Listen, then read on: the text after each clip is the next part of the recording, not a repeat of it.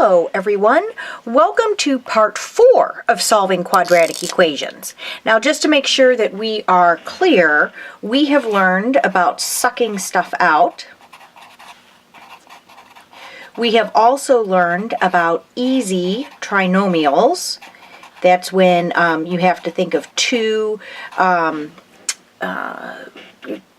numbers that add together to equal one number and multiply to equal another number. And then today we are going to learn about perfect squares, which is a third way of tackling a quadratic equation. It is my favorite way. I like the easy trinomials too, but the perfect squares just always make me feel so accomplished. So let's get into it, and I'll show you what's cool about them, and perhaps they will become your favorite as well. So here is our quadratic equation. And I'm going to have this one set equal to 0. You will notice that it's a little different than the trinomials because we only have a binomial here. But it's still a quadratic. We have that variable that is squared. And just like before, we are going to be able to draw our two parentheses, and we're going to split up our y. So far, nothing has changed.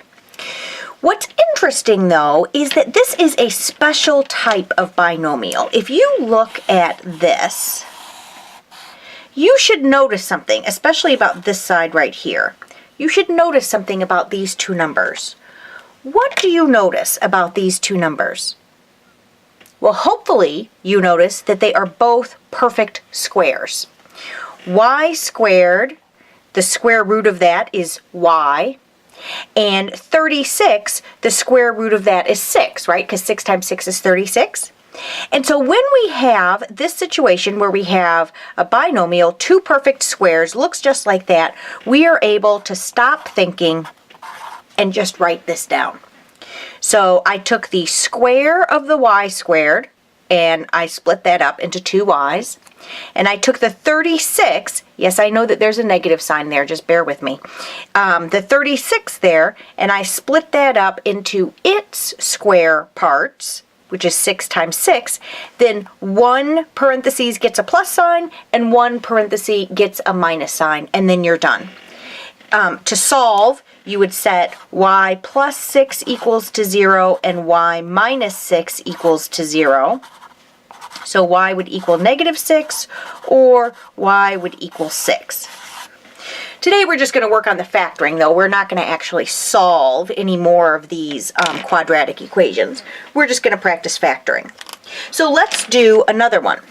Let's say we have x squared minus 100. This one you're going to do. Let's factor it. So the first thing that you should do is draw your parentheses. See, that already makes you feel smarter because you have something to write on the paper. Now, you have noticed that x squared is a perfect square, and you also know that 100 is a perfect square. What's the square root of 100? 10, of course. So we have x plus 10 and x minus 10. Now, just in case you weren't completely convinced that this is the right way to go about it, let's just multiply these out again. X times x gives us x squared. X times negative 10x gives us negative 10x. 10 times x gives us positive 10x. And 10 times negative 10 gives us negative 100. We're going to combine these two like terms, which will cancel each other out, right? Because we have a positive 10x and a negative 10x, so those go away. So we are left with x squared minus 100. So that is the correct factoring. Okay, now, of course, it can get a little bit more complicated than that. Not a lot more, but a little more. So let's take a look at this. Here we have 4m squared minus 25. So already it looks a little bit harder because we have a coefficient here in front of our m squared. But I don't want you to freak out about that. You know that 4 is a perfect square. You know that m squared is a perfect square.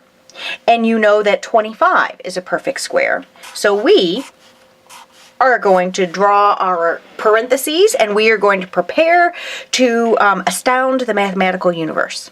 All right, so what is the square root of 4m squared? Well, that's 2m. I took the square of 4, or the square root of 4, which is 2, and the square root of m squared, which is m. So in this case, I put 2m in each of my parentheses. And then I have 25, and the square root of 25 is 5. So we have a plus 5, and we have a minus 5. And now we are done. All right, let's try another trickier one. Let's try this one. This is 36m to the 4th minus 49. Okay, we make our parentheses. What is the square root of 36m to the 4th? Well, that is going to be 6m squared. 6m squared. And what's the square root of 49? 7. So we have a plus 7 and we have a minus 7. Now I could have made that a little bit harder, and I will right now. I will say, what if we had 36m to the 20th minus 49? Can we still use our perfect squares? And yes, we can. Even though 20 is not a perfect square, m to the 20th is a perfect square. So that would be 6m to the 10th. 6m to the 10th plus 7 and minus 7. The reason is because 6m to the 10th times 6m to the 10th equals 36m to the 20th. Remember, you add those exponents in order to get the new exponent. So that works just fine. Now, I really want to fit this entire lecture on one page, so I will squeeze down here the tricky trick thing that you need to be on the lookout for. Check out this one. Let's do p squared minus 144. Oh, no, sorry, p squared plus 144. Can we factor that? And the answer is no. Even though p squared is a perfect square, and even though 144 is a perfect square, 12 times 12, we have a plus sign here. And this plus sign messes it all up. Let me prove it to you. Let's pretend that we were a poor algebra student, and we thought that this was the answer. It's not the answer. Don't do that. Bad. Boo. Hiss. Yuck. Okay, but let's pretend that we thought that was the answer. As soon as we try to multiply it out, we run into trouble.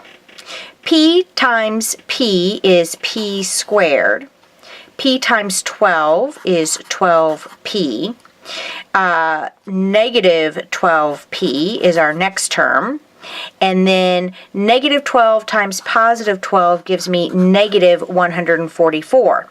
So this cancels out to p squared minus 144, which is different than what we started with at p plus 144. So if you see a plus sign, you cannot use this method. You're going to look for, number 1, do we have perfect squares? And number 2, do we have a minus sign? And if we do, then you get to use this very easy method.